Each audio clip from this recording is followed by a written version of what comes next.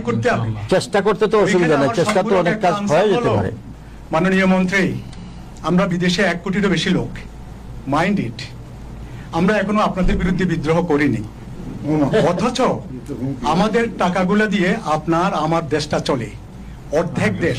আমরা যদি রেমিটেন্স না পাঠাই তাহলে আপনাদের সরকার চলবে না। হতে পারে না আলজেরিয়ার মতো, হতে পারে না পৃথিবীর বিভিন্ন দেশের মতো একজন নেতা দাঁড়িয়ে গেল আপনাদের বিরুদ্ধে, না রেমিটেন্স বন্ধ করে দাও। তারা আমাদের সম্পূর্ণরূপে প্রত্যেকটি সরকার বঞ্চিত করেছে, এরাও বঞ্চিত করবে। দাঁড়াও, রুখে দাঁড়াও, এদেরকে শুধু কথায় নয় কাজে প্রমাণ করতে বলো। তারা যে আমাদের দাবিগুলা, আমি 300 টাকা বেতনে চাকরি করতাম এখন থেকে 35 বছর আগে, সেখান থেকে 10 কাঠা জমি কিনেছিলাম বসুন্ধরায়। 28 বছর পরে আমরা টাকাগুলো পাইনি, জমিও পাইনি। 35 বছর পরে আপনার সামনে আমি একটু বললাম, 35 বছর পরে এই গভর্নমেন্ট ইজ ফার্স্ট টাইম যে আমরা আমি একটা উদাহরণ দিলাম আপনাকে। এই ধরনের প্রত্যেকের মনে অনেক অনেক কষ্টের কথা আছে, অনেক দুঃখের কথা আছে।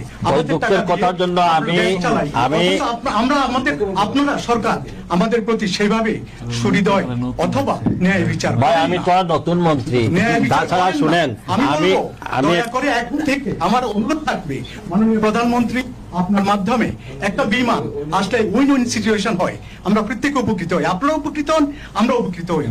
মাননীয় প্রধানমন্ত্রী এবং প্রেসিডেন্ট সবাই বলেছে বিমান আসবে, বিমান আমি চাই।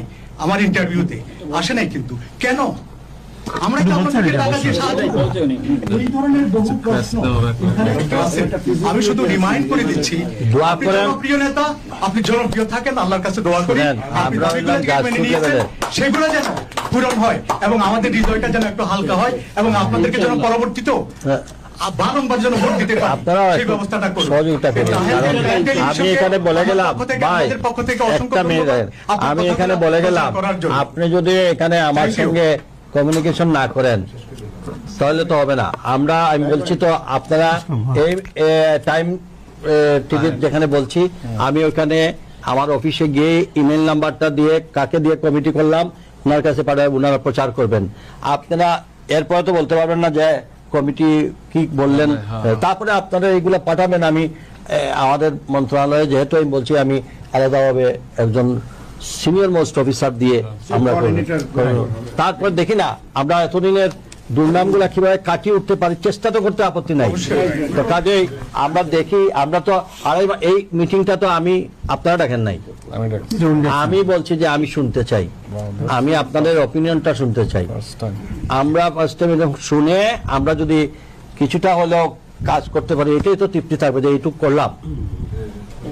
Thank you so much. Thank you.